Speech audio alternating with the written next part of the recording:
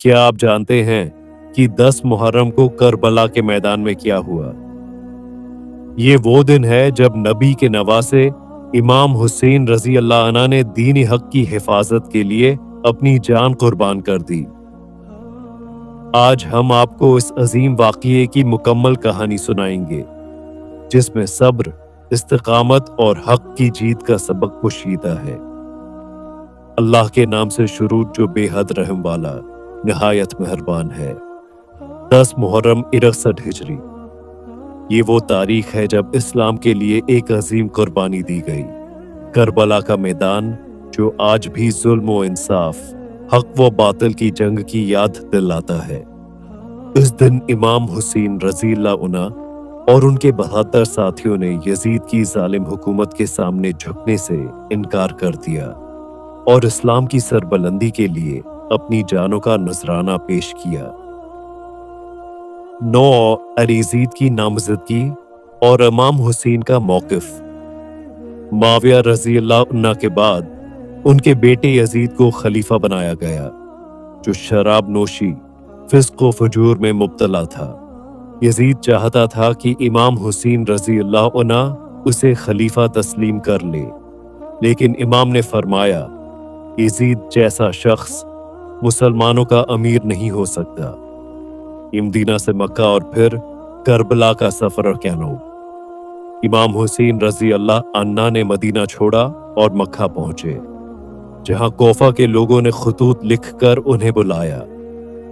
کوفہ کے گورنر ابو ابن زیادہ نے امام کے قاصد عطا مسلم بن عقیل عباس کو شہید کر دیا۔ امام حسین رضی اللہ عنہ اپنے خاندان اور چاہنے والوں کے ساتھ کربلا پہنچے، جہاں بوعمر بن صادق کی قیادت میں یزیدی فوج نے انہیں گھیر لیا۔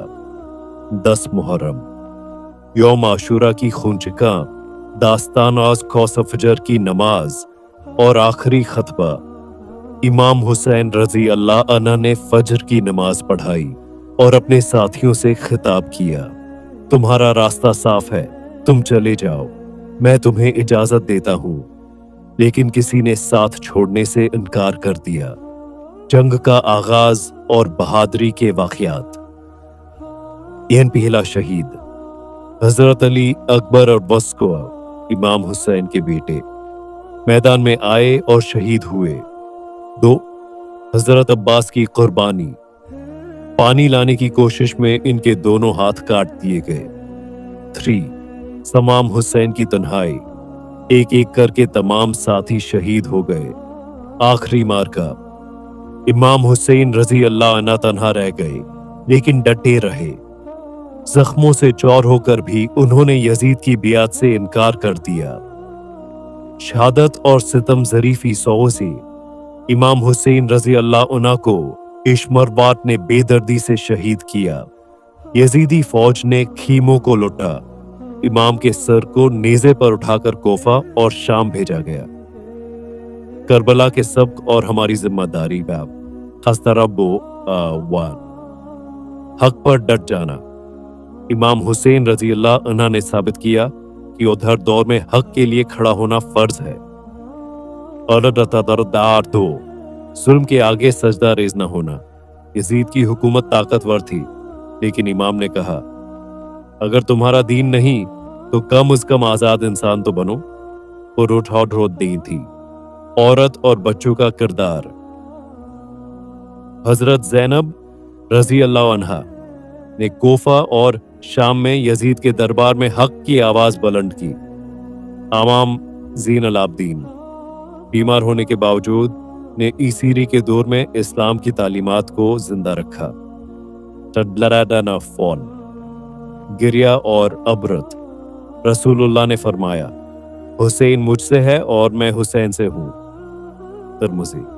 ہمیں کربلا سے صبر، استقامت اور اخلاص پاس کا سبق لینا چاہیے، نہ کہ غلو اور تشدد کا۔